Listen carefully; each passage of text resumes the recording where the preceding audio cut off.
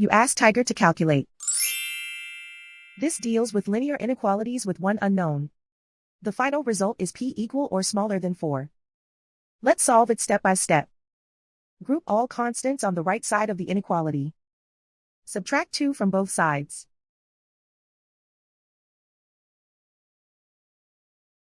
Simplify the arithmetic.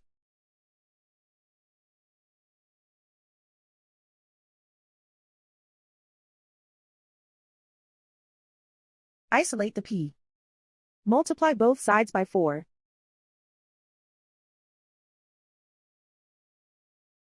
Group like terms.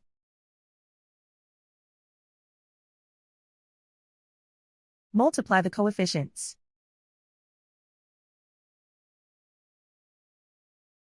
Simplify the fraction.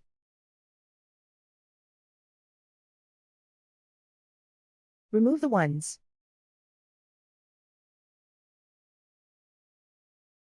Plot the solution on a coordinate grid. And so the final result is p equal or smaller than 4.